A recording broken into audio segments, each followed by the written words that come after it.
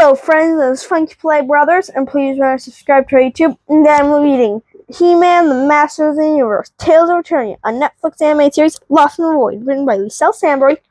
Chapter 32, the final chapter.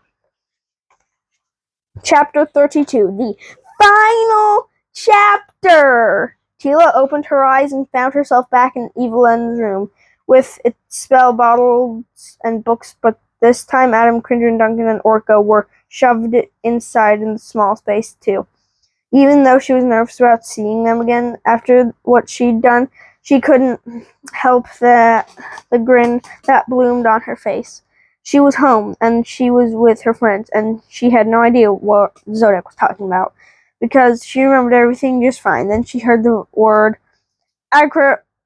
abracadabra spring from Orko's mouth, and she realized the rower had been in the middle of some sort of spell. Only Orko couldn't actually do magic. It was all that she had time to think before she was blasted the smoke-filled orb off the shelf on her head.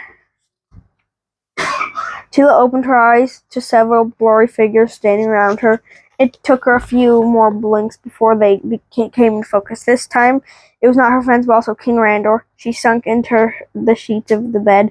Great, she'd woken up in her own bed. What would have almost been definitely a lecture. How are you feeling? The king asked, the boys nodding, clearly also worried. Orko seemed especially apologetic. I'm sorry, Teela. He made several sad robot noises. I'm a terrible magician. She shook her head. It's okay. You were trying to help me. And I feel fine. She looked guilty at the rest of her friends. I have an apology to make to you. I shouldn't have stuck into the room with Evelyn's things, especially after you tried to warn me against it. She trailed off. What did it matter? They were just going to tell her there was no time to look for Eldris. But then some sort of her fought against the spells hadn't worked. That wasn't for sure. All she remembered was a bright light and then getting hit with that orb. She failed at trying to find her Eldris on her own, and maybe that was for a reason. She sat up straighter in her bed. It's important to me to find Eldris, and I know that dealing with Skeletor and the snakes had tried to get Kraft back. I know those are all important too. But that shouldn't make Eldris less important. I just feel like no one but me cared about her, so no one but me looked for her. But we've always done the best work together. I wish would all help me. We know, Adam said. He rubbed the back of his head. Or we know now. Duncan nodded. You were right in one way, too. What about what you said when we were coming back from the sands of time about splitting up to deal with the snakes was a good idea. Some of us could go fight the smaller groups of snakes first, leaving the rest of us to help with searching for Eldris. Then we could swap so we're all working on everything. We can do that and try to win back at Crass, too. That was what matters to all of us, is something all of us help with. We won't have to any cause to work alone again. Prince said with a firm nod. Teela grinned at her. She wished that she had done this from the start and saved herself a lot of effort of sneaking into Evelyn's cell, but then sometimes you just had to learn by doing and have a little trust in your friends. The king cleared his throat.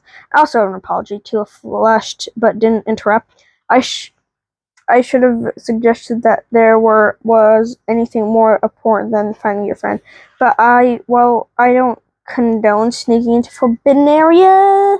I understand your frustration, and I'll try to understand better next time. Thank you. Where did you end up anyway? I asked with the spell. You definitely came back from somewhere, Teal friend. I don't think I went anywhere. Maybe the spell just transported me for a second or something. Weird. She agreed, and it was definitely weird, but was magic for you. The king clapped his hands. All right, now let's leave young Teela to rest. Her friends filed out of the room with a promise to start searching for Eldris as soon as she was better. For the first time in the last week, Teela felt hope. They wouldn't find Eldris, and they would do it together, the way they always should have.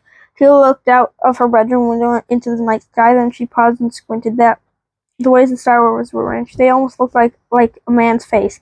It was strange and not a constellation she'd never ever seen, but somehow it brought a smile to her face.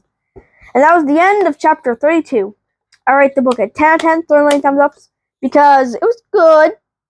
It was fine for the final book of the 3 books, because first was He-Man, then Skeletor, then her. My favorite was Skeletor, though. Skeletor was the good one. They never made another book after this, though. I wish they did, because then we get more story, and I think this is following the show. So, friends, thanks for watching. Like, comment, subscribe, hit the notification bell. Follow us on social media, funkyplaybrothers, funkyplaybrothers. Support our vlog, cashapp, $, funkyplaybrothers. Thanks for watching. Bye!